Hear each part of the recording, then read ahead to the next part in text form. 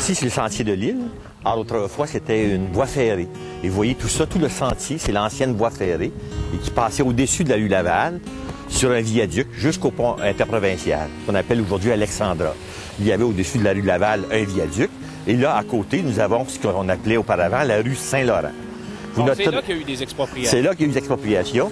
Vous noterez que sur un côté, les maisons là sont disparues. On a exproprié le côté sud, alors que de l'autre partie de Saint-Laurent, on a exproprié le côté nord. Pour quelle raison? Et ça parce que la rue Saint-Laurent n'était pas rectiligne. Il y avait un petit virage là, dans la rue Saint-Laurent, et pour la rendre rectiligne, il a fallu exproprier selon le coin, selon la portion, soit le côté nord, soit le côté sud.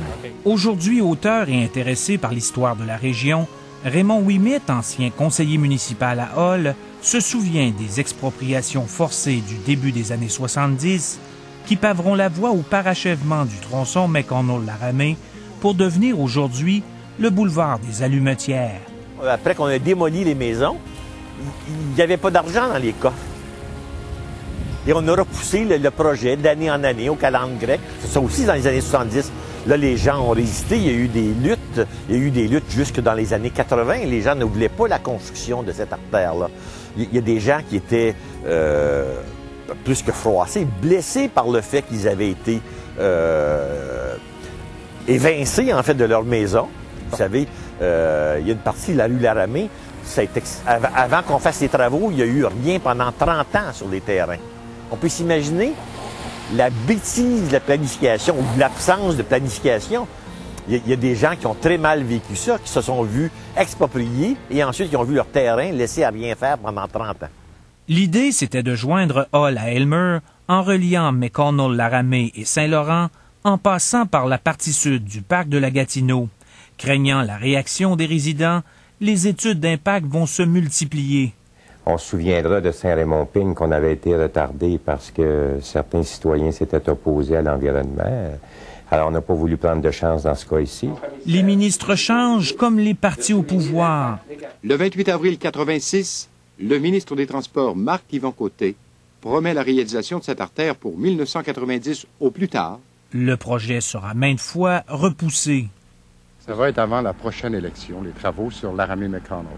Écoutez, je l'espère bien, je le souhaite, on va tout faire pour que ce soit ça. Il n'y a rien qui est garanti. Mais inquiétez-vous pas, si c'est pas avant la prochaine, ça va être après la prochaine, puis on sera toujours là. Les groupes environnementaux s'opposent à la destruction du parc.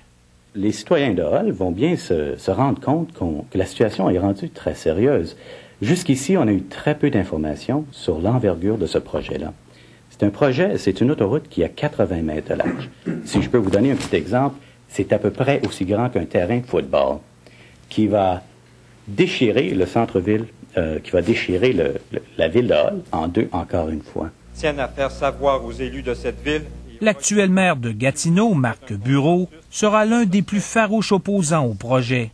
Il transfère le problème de son quartier au quartier Wright et pourtant il ne souhaite pas ça pour son quartier.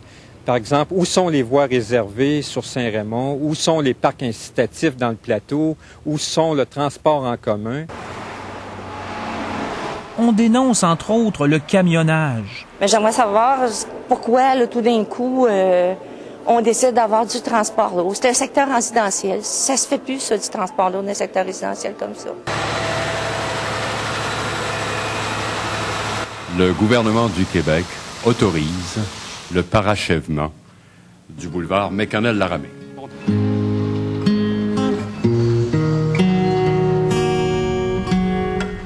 Aujourd'hui, Raymond Ouimet se réjouit du nom donné au boulevard des Allumetières en l'honneur des femmes qui ont travaillé à la production des allumettes.